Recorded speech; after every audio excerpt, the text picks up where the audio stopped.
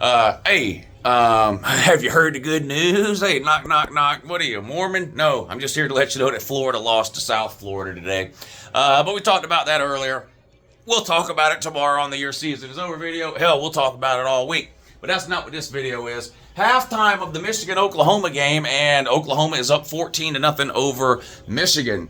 There really hasn't been anything to me surprising about this game. I didn't really know who was the better team, I don't think, going in. But to me, it was just like, okay, in this case here, you're going to take the home team and the more experienced quarterback over the road team playing a true freshman quarterback, making his first ever road start against a really good Brent Venables defense. And that's kind of how the game has played out. Michigan has had some success at times moving the ball. Oklahoma, obviously, with the 2 scoring drives, one late there at the end of the second quarter. I think John Mateer's played pretty well. Both defenses actually have played okay. And it's 14-0 at halftime, Oklahoma up over Michigan. It doesn't look like Michigan's going to be able to find enough offense in this game this early in the season with Bryce Underwood to come back and win the game, but that's why they play. So we'll see what happens, but it looks like Oklahoma's going to go on to beat Michigan. This is the surprise. 17-0 Mississippi State is up over Arizona State. There's 7 seconds to go. Arizona State's going to throw a Hail Mary here. Instead they're going to jump off sides. That pretty much sums up what has been happening for Arizona State. It doesn't look like a fluke either. They're getting beat up front. Like, they can't run the ball on Mississippi State, and Mississippi State is slinging it all over the place. Blake Shapen, that pass Blake Shapen had to that guy, and he made the Willie Mays catch, kind of the over-the-shoulder center field catch in the end zone. They're whipping Arizona State. Now, this was kind of my upset special or whatever. I didn't even really think Mississippi State would win. I was like, they can keep it close. 17 points or whatever it was is too much to take the points, but I didn't see this coming. Here's the Hail Mary. Let's see. Somebody got their helmet ripped off. Throws it into the end zone or close and falls incomplete. The flag is going to be for there's a Mississippi State player that you saw it probably. His helmet fell off and he continued to play. If your helmet comes off during the play, you're not allowed to continue to play. So Arizona State's going to get yet another attempt here at a Hail Mary to end the half. LouNLV is all over UCLA, but that should not come as a surprise to anybody. LouNLV is a good team, and I've got to be honest, South Florida does look like the best group of 5 team right now. I mean, hell, they've beat Boise State and Florida in back-to-back weeks, so they do look better than UNLV, but UNLV is about to be 3-0. I say that. It's still the first half, but they're absolutely dominating a terrible UCLA team, 17-0 with 5.5 minutes to go. Still in the first half. And yes, if you're wondering, Nico is playing terrible yet again. I don't know if there has ever been a college football player as universally hated as Nico. I was telling the chat a few minutes ago, we're live on Patreon. By the way, shout out to everybody in the Patreon. Nizzy B, Brian Gentry, Baylor Man, Biggs Mike, Garrett Roberts. Appreciate everybody hanging out in the Patreon. What was I saying? Oh, it's almost to the point now with Nico. You almost feel bad for him because he's so hated.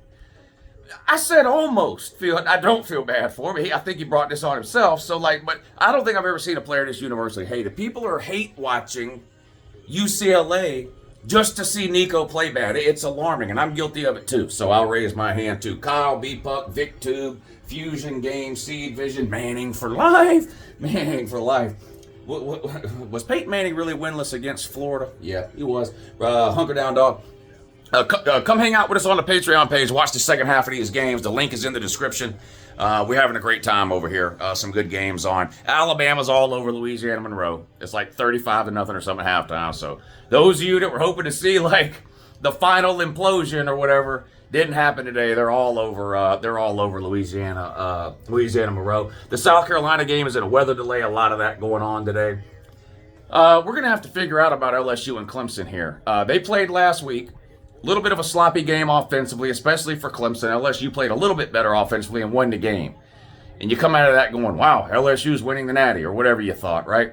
Well, then Clemson played earlier today and looked like absolute crap in the first half against Troy. Clemson was losing 16-0 at one point in that game. Now, they ended up coming back in the second half and won 27-16, so salute to Clemson for that. But now LSU comes out tonight at home against Louisiana Tech, and they're only up 10-0 in the third quarter. Now, I'm not saying that to say that means LSU was terrible and their win against Clemson was fluky or what. I'm just saying it looks like Clemson and LSU, that game must have took a lot out of both those teams. I mean, I don't know, because they both came out today and looked really, really sluggish in the first half. Clemson was able to turn it on in the second half. We'll see if LSU can do the same. But that's kind of the theme of this weekend, outside of Florida. There's a lot of like highly ranked teams and even some unranked teams that struggled today against bad teams that are really glad Florida lost, because now that's all anybody's going to talk about. But like, you look at the top 15 today.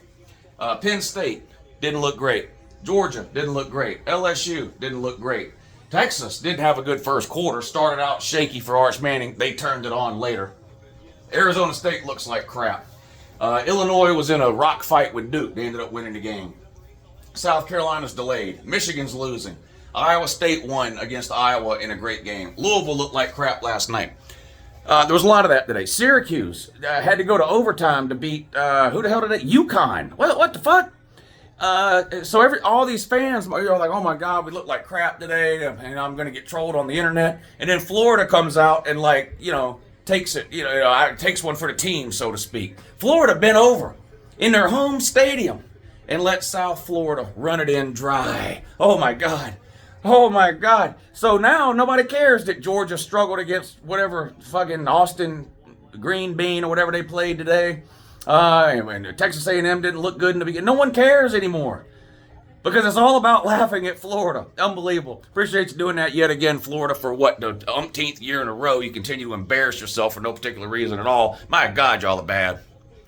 Y'all are bad. And I don't understand how you let yourself get all hyped up in the offseason because you were 7-5 last year and returned one of the worst coaches in the SEC in Billy Napier. The guy doesn't know what he's doing. And look, just because you don't like the messenger, me, doesn't mean the message ain't true. The message has been true since day one when I told your dumb ass that. He ain't no fucking good. He doesn't know what he's doing. God damn, you're staring down the barrel of another 7-5 season at this point, if you're lucky. Don't you play on the road next week against LSU? You're not winning that game. Miami's going to beat you. You're going to lose to Texas A&M, to Texas, to Georgia, to Ole Miss. I mean, you might go 4-8.